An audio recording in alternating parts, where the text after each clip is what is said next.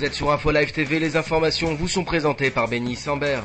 Une explosion samedi dans une maison près de Khan Younes dans le sud de la bande de Gaza a fait 3 morts, une femme et 2 jeunes enfants, ainsi que 2 blessés ont rapporté les secours et des témoins.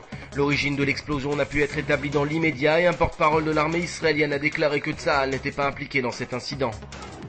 Et puis en marge de la tenue le mois prochain de la conférence de paix à Annapolis, la secrétaire d'État américaine Condoleezza Rice s'est adressée à 2 anciens présidents américains engagés dans le règlement de la situation au Proche-Orient. Rice s'est longuement entretenue avec Jimmy Carter et Bill Clinton pour obtenir des conseils, leurs recommandations ainsi que leurs bénédictions. Si vous connaissez l'endroit où est détenu Ron Arad, merci de nous l'indiquer pour que nous le trouvions. C'est ce qu'a déclaré le ministre iranien des Affaires étrangères ce vendredi au sujet du sort du pilote israélien disparu dans le ciel libanais en 1986 et dont on est sans nouvelles depuis. Et puis comme je vous le disais, à quelques semaines de la tenue de la conférence pour la paix au Proche-Orient, prévue à Annapolis aux États-Unis et voulue par l'administration de Washington, le Hamas a fait savoir qu'il ne comptait pas perpétrer d'attentats terroristes en Israël. Rappelons cependant que le Hamas a appelé à boycotter le sommet pour la paix.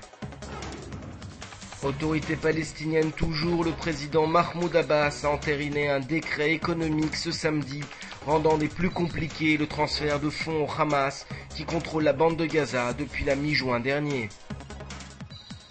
Enfin, avant de refermer cette édition, Damas vient de déposer une plainte à l'ONU au sujet du contrôle israélien du plateau du Golan. Selon la Syrie, Israël a assoiré son contrôle sur le plateau par le biais d'une ségrégation faite aux habitants du Golan, tous détenteurs, rappelons-le, de la nationalité israélienne. Merci de nous avoir suivis, la suite en information sur Info Live TV. Découvrez en avant-première le nouveau service d'InfoLive TV. Recevez gratuitement chaque jour, en vidéo, les informations d'Israël et du Proche-Orient sur votre mobile.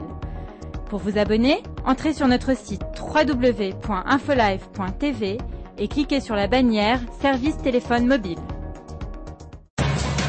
Aujourd'hui, le monde entier parle d'Israël. Mais qui parle d'Israël au monde entier, en temps réel, en 4 langues et en direct de Jérusalem? Infolive.tv, la première chaîne de télévision internationale israélienne. 24 heures sur 24, 7 jours sur 7, suivez de l'intérieur l'actualité d'Israël et du Moyen-Orient. Des reportages, des interviews, un grand journal et des flash infos en images dès que l'actualité l'exige.